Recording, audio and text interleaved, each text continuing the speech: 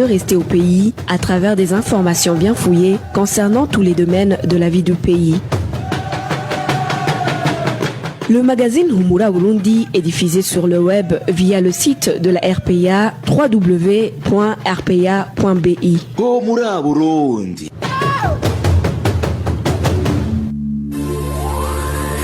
À la présentation, Nadège Irakoze.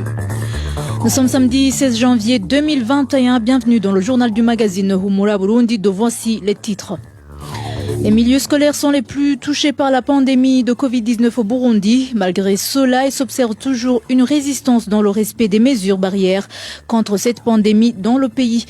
La société Onatel est au bord de la faillite. Les employés de cette société viennent de passer 2 mois sans percevoir leur salaire suite aux difficultés financières de cette société. Et dans le mini-magazine au cœur de la société, nous vous parlerons des difficultés que rencontrent les demandeurs d'asile burundais au Rwanda. Fabrice Ndimurukundo est à la cabine de son. MSF Nyungeko assure la prise d'image. Tout de suite, le développement de ces titres. Bonsoir, débutons par la page santé. Les établissements scolaires sont parmi les milieux de plus en plus touchés par la pandémie de Covid-19. Malgré plusieurs cas déjà confirmés sur la plupart de ces établissements, le traçage et dépistage des personnes contacts ne sont pas faits comme il fallait. Les parents alertent et demandent des actions urgentes pour contenir le virus. Inès Gakiza. Durant cette semaine qui touche à sa fin, plusieurs des cas confirmés sont des élèves et enseignants de différents établissements scolaires du pays. La rédaction de la RPA a pu répertorier des cas sur 11 différentes écoles de 4 provinces, Bujumbura Meri, Ngozi, Mngaro et Makamba. Ces écoles sont presque toutes à régime d'externat. 2 seulement, qui sont le lycée Mngaro et Enefa Kibumbu, ont des externes et internes. Malgré ces cas positifs enregistrés, les cours se poursuivent normalement. Sur certaines écoles, le dépistage des élèves a commencé, mais à un petit rythme. Le cas illustratif est celui du lycée Mngaro. Les premiers cas datent de ce jeudi, mais 2 jours après, pas même la moitié des élèves n'a été dépisté à cause du manque de matériel. Notre témoin est parent d'un des élèves du lycée Mngaro. Ils dépistent les élèves de la même classe que l'élève testé positif, ainsi que ceux avec qui ils partagent la nourriture sur une même table. Je ne crois pas qu'ils ont déjà testé la moitié des internes. Déjà hier, vendredi, ils ne sont pas venus. Aujourd'hui, samedi, ils ont travaillé l'avant-midi seulement. Ils ont manqué de matériel pour continuer le dépistage. Ce samedi, ils étaient à 29 cas positifs parmi les internes avant d'interrompre le dépistage. En province Makamba, les cas de Covid-19 ont été trouvés sur 5 différentes écoles de la commune Mabanda. Cette province n'a pas aussi de réactifs suffisants. Très peu d'élèves ont été dépistés. Même les familles des élèves contaminés n'ont pas encore été toutes dépistées à cause de ce manque de réactifs. Les parents des élèves qui fréquentent ces établissements scolaires sont inquiétés. Ils craignent une grande propagation du virus parmi les élèves, leurs familles, amis et voisins. Ces parents interpellent les dirigeants du pays pour qu'ils prennent rapidement des mesures de prévention à ainsi limiter les dégâts dans le pays, surtout que le Burundi fait face à des problèmes de manque de matériel. Merci Inès Gakiza. Résistance dans le respect de la mesure de port du masque chez certains usagers des bus de transport public en mairie de Bujumbura. Le constat est que le soir, cette mesure de lutte contre la propagation de Covid-19 est violée. Les habitants de la capitale économique demandent au gouvernement d'être plus ferme dans la prise et le respect des mesures barrières et à la population de prendre conscience du danger que représente la pandémie et se protéger de leur propre volonté. Le point avec Walter Quizera. Certains passagers des véhicules de transport en commun en mairie de Bujumbura demandent au gouvernement de s'impliquer suffisamment pour veiller au respect de la mesure de port de masque le soir comme durant la journée. Le soir, très peu pensent à se protéger en portant ces masques. Notre source, également usagers de ces véhicules, témoigne. Le soir, il y a un relâchement. Le gouvernement devrait agir. Il faut qu'il y ait des gens qui veillent au respect des gestes barrières le soir comme la journée. Moi-même, j'ai demandé à un chauffeur et son convoyeur pourquoi ils ne portaient pas le masque. Ils m'ont répondu que le masque leur fait mal aux oreilles et qu'ils sont fatigués de les porter. Alors, comment nous allons nous protéger contre cette pandémie? C'est un problème. Il faut qu'il y ait aussi une forte sensibilisation. Selon ces passagers, si rien n'est fait, les contaminations risquent d'augmenter les soirs. On peut attraper la Covid-19 le jour comme la nuit. Il faut que le gouvernement mette en place les agents qui surveillent les passagers pour voir qu'ils portent le masque. Sinon, le gouvernement croira que les gens se protègent alors qu'en réalité, ce n'est pas le cas. Ils le font la journée par peur de sanctions. Les habitants de la capitale, Bujumbura, appellent le gouvernement à exiger ces mesures de lutte contre la propagation de Covid-19 dans le milieu trop fréquenté, comme les bars. Ici, nos sources parlent de l'exigence du port de masque ainsi que la distanciation sociale. Et la population doit penser elle aussi à se protéger de leur initiative. Merci Walter Kwizera. Dans un instant, la page gouvernance. Retrouvez les différentes productions de la RPA sur Facebook, YouTube, Twitter et sur www.rpa.bi. En page gouvernance, les employés de l'Onatel plaident pour le relèvement de cette entreprise au bord de la faillite. Ils viennent de passer 2 mois successifs sans percevoir leur salaire suite aux difficultés financières de cette société. Les détails avec Marie-Ange Irakodze. Les arriérés de salaire réclamés par ces employés sont ceux des mois de novembre et décembre 2020. Ce personnel de l'Onatel craint également que cela ne s'étende sur 3 mois, vu que le mois de janvier risque de finir sans qu'ils aient été payés. Certains employés qui se sont entretenus avec la RPA et qui ont voulu garder l'anonymat font savoir que ces retards enregistrés dans le paiement des salaires ne datent pas d'aujourd'hui. En effet, ils révèlent que depuis 2018, date qui correspond à l'entrée de leur actuel directeur général dans ses fonctions, ils s'y sont habitués. Mais poursuivent-ils, les arriérés ne dépassaient pas 1 mois, même si lors de la régularisation, ils ne recevaient que la moitié de leur salaire. Selon toujours ces employés, la situation a empiré avec la fin de l'année 2020, car contrairement aux promesses leur faites antérieurement, ils ne savent pas quand ils vont pouvoir toucher les salaires. Un des cadres de l'Onatel qui s'est confié à la RPA indique que cette situation est consécutive à un manque de trésorerie qui perdure dans cette entreprise étatique. À l'origine, poursuit-il, la mauvaise gestion de leurs dirigeants et des autorités du pays, sans oublier le niveau dangereusement bas des responsables de différents services. Sur ces grognes des employés, la rédaction de la RPA a contacté Priva Kabeba, le directeur général de l'Onatel, mais son téléphone sonnait sans que personne ne décroche. Dans nos éditions ultérieures, nous reviendrons sur les magouilles et les malversations opérées au sein de cette entreprise, ainsi que le rôle de l'État dans la faillite de cette entreprise des télécommunications. Merci Marie-Ange Irakodze. En page droits de l'homme, tous les États membres, y compris le Burundi, sont tenus à protéger les défenseurs des droits de l'homme. Propos de Denis Ndayishimiye, qui fait savoir que le Conseil des ministres de l'Union africaine exhorte tous ces pays à mettre en application la déclaration de l'ONU des défenseurs des droits de l'homme. Il s'agit du 8e message de la campagne de dissémination de la Charte africaine des droits de l'homme et des peuples, lancée par la coalition burundaise des défenseurs des droits de l'homme, CBDDH en sigle.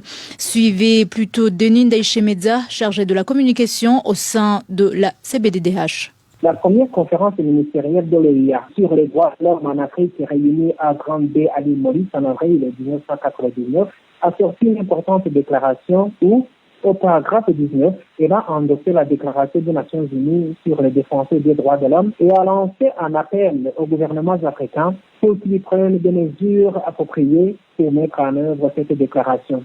4 ans plus tard, la deuxième conférence ministérielle, qui est la première de l'Union africaine, s'est réunie à Kigali au Rwanda et a reconnu le rôle important des organisations de la société civile en général et des défenseurs des droits de l'homme en particulier dans la promotion et la protection des droits de l'homme en Afrique. Dans sa déclaration, cette déclaration de Kigali, la conférence lance un appel aux États membres et aux institutions régionales afin qu'ils protègent les droits des défenseurs des droits de l'homme et encourage la participation des organisations de la société civile à la prise de décision à travers des moyens de consultation en vue de consolider la démocratie participative et le développement durable et souligne la nécessité pour ces organisations d'être indépendantes et transparentes.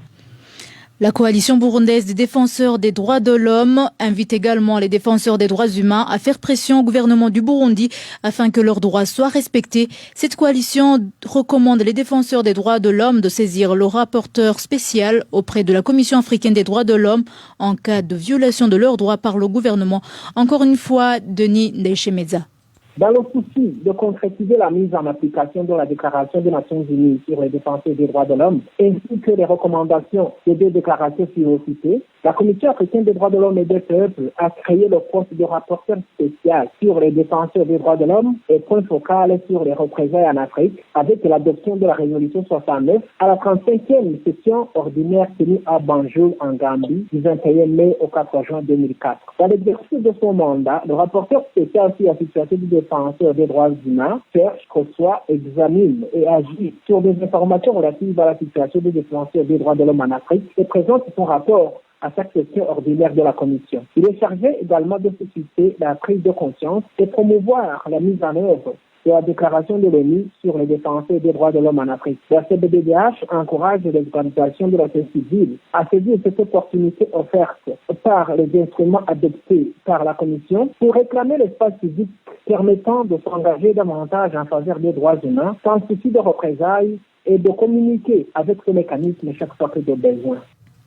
Et on parle société, la santé des habitants de la commune et province Kirundo est menacée par la consommation d'une boisson prohibée.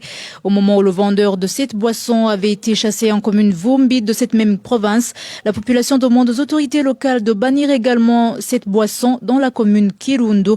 Le point avec Emmanuel Ndayishimiye. Certains habitants de la commune Kirundo dénoncent la consommation d'une boisson prohibée dénommée Umudiho ou Chamidiho. Cette boisson est fabriquée puis vendue par un certain Mazuru surnommé Mwarabu. Ces habitants indiquent également que le vendeur de cette boisson prohibée avait été chassé par les autorités de la commune Vumbi depuis le mois de juin 2020 avant de venir s'installer dans la commune Kirundo. Le vendeur de cette boisson s'appelle Mazuru, surnommé Mwarabu.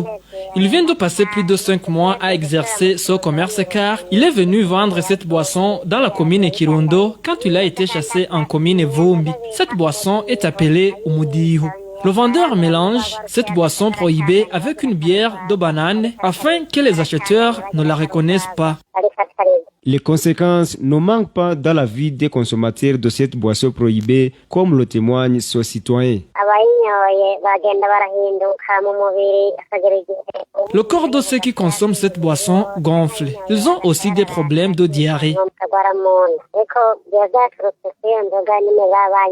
Les habitants de la commune Kirundo demandent aux autorités habilitées de bannir la vente de cette boisson dénommée Umudio ou Chamidio avant qu'il ne soit trop tard. À ce propos, nous avons essayé de joindre Viatel Hatungimana, l'administrateur de la commune Kirundo, mais son téléphone sonnait sans que personne ne décroche.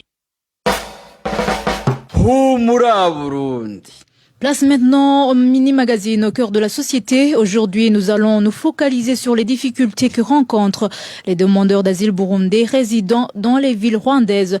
Thierry Wigirindabzi. Au cœur de la société. Au cœur de la société est une émission de tous les samedis, préparée en synergie par les radios Inzamba, Agatekakawe, Radio RPA, Ijuya Nyagihugu, ainsi que la radio-télévision Renaissance. 2 ans viennent de s'écouler sans que le HCR n'effectue un enregistrement de demandeurs d'asile au Rwanda. Le dernier enregistrement date de mars 2019. L'enregistrement qui était prévu au mois de mars 2020 a été reporté à cause de la crise sanitaire due à l'épidémie de Covid-19. Quelles sont les difficultés de ces sans-papiers résidant dans les villes du Rwanda? Que fait la représentation des réfugiés pour venir en aide à ses compatriotes en difficulté? Comment est-ce que le ministère qui a les demandeurs d'asile dans ses attributions gère ce problème? Voilà quelques questions que va essayer de répondre ce mini-magazine au cœur de la société de ce 16 janvier 2021. À la présentation, c'est Thierry Bigirindavyi. Soyez les bienvenus. À la mode des réfugiés, vous ferez tout pour leur plaire. La plupart de ces demandeurs d'asile au Rwanda qui n'ont pas encore été enregistrés sont de nationalité burundaise. Ils résident à Kigali, Nyamata, Huye et ailleurs. Emile Nibasumba de la radio RPA s'est entretenu avec certains d'entre eux et lui ont parlé des difficultés auxquelles ils font face. Par exemple, tu ne peux pas décrocher un travail sans document.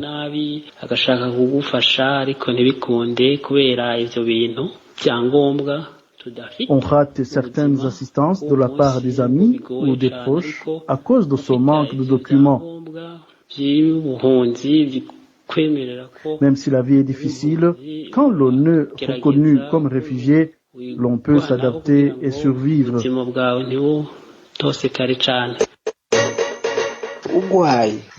Quand on tombe malade, c'est quasiment impossible de trouver les frais de santé. Pour nous qui souffrons des maladies chroniques, dans les structures de santé, l'on nous demande une caution de 10 000 francs par mois. Comment pouvons-nous obtenir un montant pareil?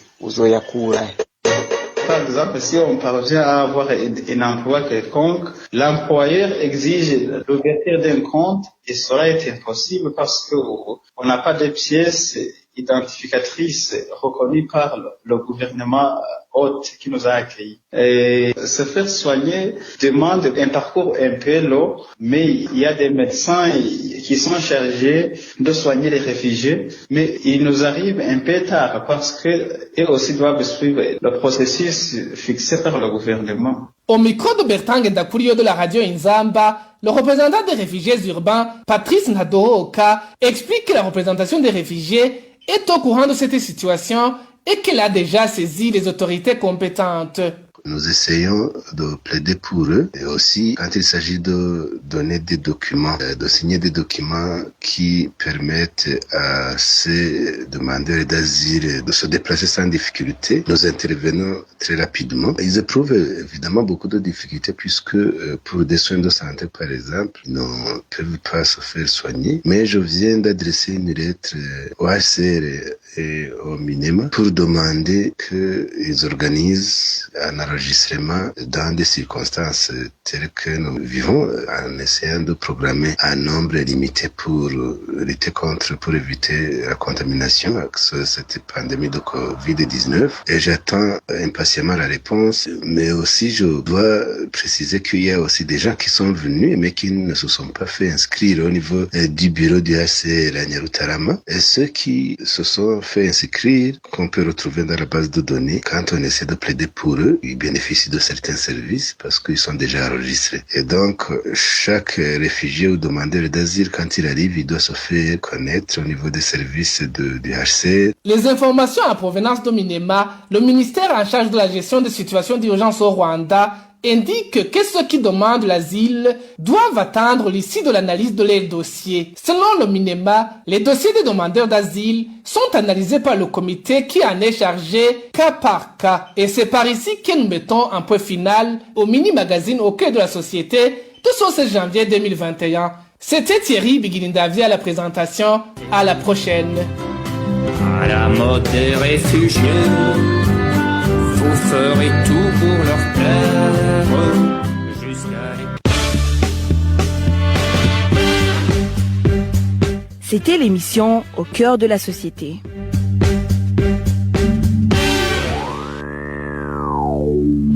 Merci Thierry Bigilindavi. Et voilà, c'est ici que nous clôturons le journal du magazine Humura Burundi de ce samedi 16 janvier 2021. Merci de nous avoir suivis. Merci à l'équipe rédactionnelle ainsi qu'à l'équipe technique. À la présentation, vous étiez avec Nadège et la Kodze. Excellent week-end à tous.